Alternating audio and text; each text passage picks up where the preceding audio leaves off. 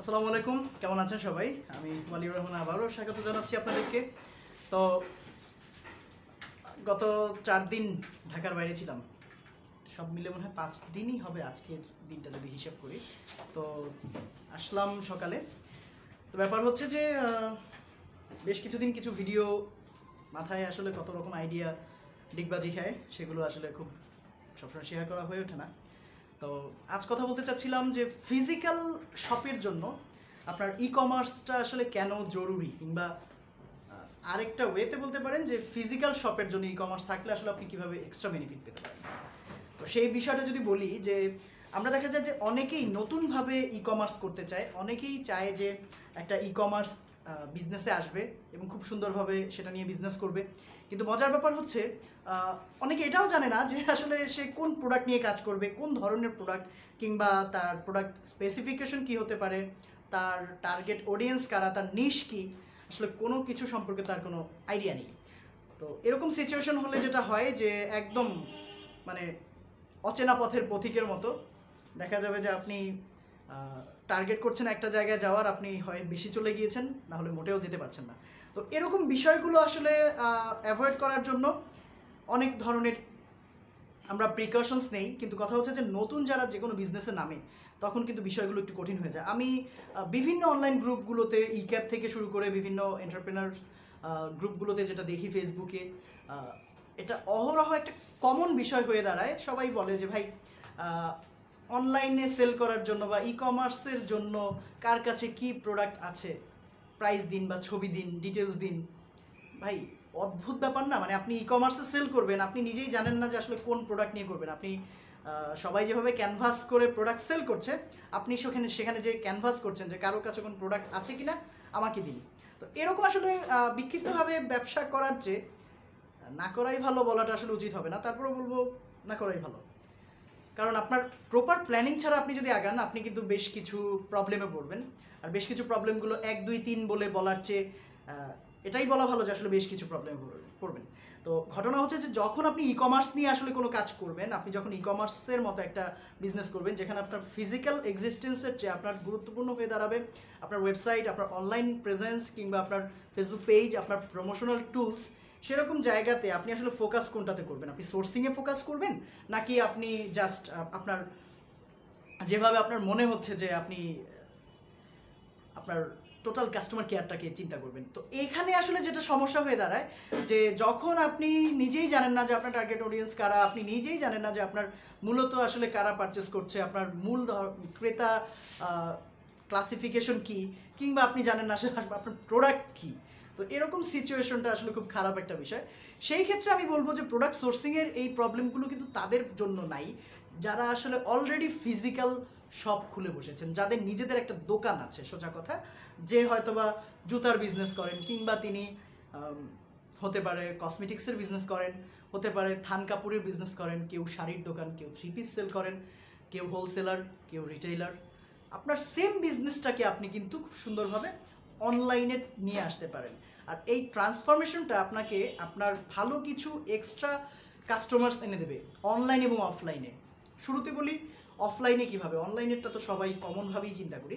অফলাইনে আপনি দেখা যাচ্ছে যে আপনার এলাকাতেই, আপনি যেই জায়গাতে আপনার দোকান সেটার আশপাশে সেই রেঞ্জের মধ্যে যেই সব কাস্টমাররা থাকেন, তারা যখন অনলাইনে আপনার প্রেজেন্স দেখবেন এবং জানেন যে অমুক জায়গাতে আপনার দোকান আছে, আপনি এটা ধরে রাখেন যে আপনার যদি প্রোডাক্ট কোয়ালিটি ভালো হয়, আপনার যদি কাস্টমার সার্ভিস ভালো হয়, আপনার যদি কমিটমেন্ট ভালো হয়, আপনি অবশ্যই খুব সুন্দরভাবে তাদেরকে আপনার দোকানের রেগুলার কাস্টমার বানাতে পারবেন। এবং একবার দুইবার হয়তো তারা আসবে, পরবর্তীতে তারা কিন্তু অনলাইনেই অর্ডার করবে। আপনি কিন্তু 2টা চ্যানেলকে ইউজ করে আপনার মনিটাইজেশন লেভেলটাকে ডাবল করতে পারছেন। সো দেখা যাচ্ছে যে আপনি অবশ্যই you are doing great business with your physical shop, but এখানে মূল যে জায়গাটা আপনার সবচেয়ে গুরুত্বপূর্ণভাবে দেখা উচিত যে আপনি আসলে কতটা কতটা বেশি করে আপনি সেল বাড়াতে পারছেন। আপনি যেখানে শুধুমাত্র সেল করতেন আপনার দোকানে, সেখানে আপনার যখন একটা অনলাইন স্টোর থাকবে তখন কিন্তু আপনি সেখানেও সেল করছেন, এবং সেটার থ্রুতে আপনার কিন্তু ফিজিক্যাল শপে আপনার কাস্টমার বাড়ছে। অনলাইনের মাধ্যমে আপনি যখন সেল করবেন তখন আসলে এখানে আপনি কিভাবে এক্সট্রা সেল করতে পারছেন। স্বাভাবিকভাবে যখন আপনি অনলাইনে আপনার ওয়েবসাইটে আপনার প্রোডাক্টগুলোকে একে একে আপলোড করছেন এবং সেগুলোকে আপনি আবার সোশ্যাল মিডিয়াতে বিভিন্ন জায়গাতে শেয়ার করছেন। আপনি হয়তো বা কোনো স্পেশাল কোনো প্রোডাক্ট থেকে থাকলে, ফিচার্ড কোনো প্রোডাক্ট থেকে থাকলে, আপনার পিকড কোনো প্রোডাক্ট যদি থেকে থাকে, সেগুলোকে আপনি এমন হতে পারে যে সেগুলোর ভিডিও একটা রিভিউ বা প্রিভিউ আপনি আপনার কাস্টমারদেরকে দিচ্ছেন, সেটা আবার ইউটিউবে থাকছে। আপনি কিন্তু বেশ কিছু থ্রুতে দেখা যাচ্ছে যে আপনার দোকানে আপনি সেল বাড়াতে পারছেন। সেটা হতে পারে যে ডিরেক্টলি কেউ আপনার দোকানে আসছে, কিংবা সেটা হতে পারে আপনার সরাসরি কেউ আপনার সাথে মেসেজ করছে বা আপনার ফোনে কথা বলছে, আপনার ওয়েবসাইটে দেখছে, যে কোনোভাবে। তো বিষয়টা এরকম যে আমি যদি একটা এক্সাম্পল দিই, আমার এই ভিডিওগুলো দেখে অনেকেই কমেন্ট করেন, অনেকেই সরাসরি আমার সাথে কন্ট্যাক্ট করেন বিভিন্ন তাদের ওয়েবসাইটের প্রয়োজনের জন্য বা ই কমার্স রিলেটেড যে কোনো কিছুর জন্য, যে কীভাবে তারা করতে পারে। কিন্তু দেখা যায় যে অনেকেই আমার অফিসে আসেন, অনেকেই আমার সামনাসামনি মিট করেন, এবং at the end of the day দুইভাবে যেভাবেই সেলটা হোক, আই এম দ্য গেইনার। তো সেম জিনিসটা আসলে আপনার পক্ষে অ্যাচিভ করা পসিবল যদি আপনি আসলে একটু সূক্ষ্মভাবে চিন্তা করেন। দেখেন, আপনার প্রোডাক্ট সোর্সিং নিয়ে আসলে কোনো ঝামেলা নেই। আপনি সপ্তাহে একটা দিন হয়তো বা আপনি পাইকারি মার্কেটে যাচ্ছেন, আপনি কেনাকাটা করছেন, বা আপনার সাপ্লায়ার আছে, আপনি সরাসরি ফ্যাক্টরি থেকে কালেক্ট করেন, হতে পারে আপনি নিজেই হোলসেলার। তো এই জায়গাগুলোতে আপনার তো এমনিতে আছেই যে আপনি হোলসেলার হয়ে থাকলে বিভিন্ন ব্যবসায়ীরা আপনার কাছ থেকে নিচ্ছে, হোলসেল অলরেডি নিচ্ছে। কিন্তু আপনার যদি একটা ই কমার্স থাকতো এবং আপনার হোলসেল প্রাইস সেখানে উল্লেখ থাকতো, যে একটা প্রোডাক্ট আপনি সেখানে ছবি দিচ্ছেন, সেটার হোলসেল প্রাইস এবং হোলসেল মিনিমাম কোয়ান্টিটি আপনি দিয়ে দিচ্ছেন, এবং সেই সাথে আপনি দেখা যাচ্ছে যে রিটেল প্রাইসও আপনি দিয়ে দিচ্ছেন।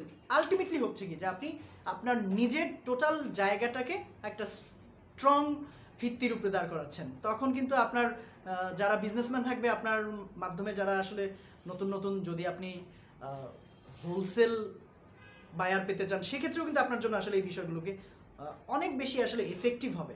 তো অনেকভাবে আসলে চিন্তা করতে পারেন, এবং অবশ্যই আমি বলবো যে ফেসবুক ভিত্তিক মার্কেটিং অবশ্যই আপনি করবেন। এটা একটা ভালো মার্কেটিং টুল। ফেসবুক পেজ থাকবে, সব কিছুই থাকবে, কিন্তু at the end of the day আপনি ফেসবুক পেজকে যেহেতু নিজের মতো করে কাস্টমাইজ করতে পারবেন না, ডিজাইনটাকে নিজের মতো করতে পারবেন না, কাস্টম ফিল আনতে পারবেন না, এখানে ব্র্যান্ডিং করতে পারবেন না।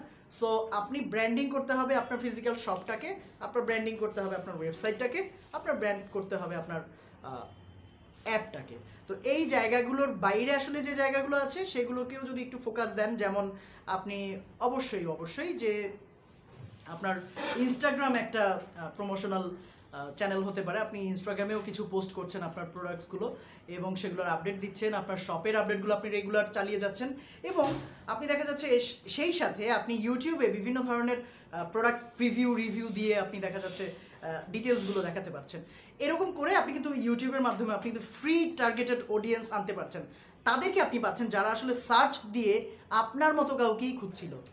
এটা কিন্তু অনেক গুরুত্বপূর্ণ একটা ব্যাপার। মানে আপনি ফেসবুক ফিডে যখন যাবেন, আপনি যখন আপনার পেজের মাধ্যমে সেল করবেন, গ্রুপে সেল করবেন, আপনি কিন্তু টার্গেট অডিয়েন্সের কাছে নাও যেতে পারেন, কিন্তু আপনি যখন সেই জিনিসটাই সেখান থেকে এক্সক্লুসিভ কিছু জিনিসকে নিয়ে ভিডিও করছেন এবং সেটা আপনি ইউটিউবে দিচ্ছেন, আপনি কিন্তু দুইভাবে সার্চ অডিয়েন্স পাচ্ছেন। আপনি গুগল সার্চেও আপনার ইউটিউব ভিডিও আসতে পারে, আপনার গুগল সার্চে আপনার ওয়েবসাইটের লিঙ্ক আসতে পারে, এবং অফকোর্স আপনার ইউটিউব সার্চ থেকেও আপনি আপনার ওয়েবসাইটে ভিজিটর আনতে পারেন। বিভিন্ন ধরনের ভাবে এখানে আসলে একটার সাথে একটা ইন্টারলিঙ্ক থাকার কারণে আপনি কিন্তু ভালো একটা সেলস চ্যানেল গ্রো করতে পারেন, যেটা আপনার ফিজিক্যাল দোকানের বাইরে আপনি এক্সট্রা হিসেবে করতে পারছেন।